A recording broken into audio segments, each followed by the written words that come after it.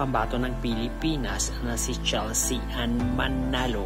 Lutang ang ganda sa Day 8 looks and outfit para sa Miss Universe 2024. Narito ating panoorin.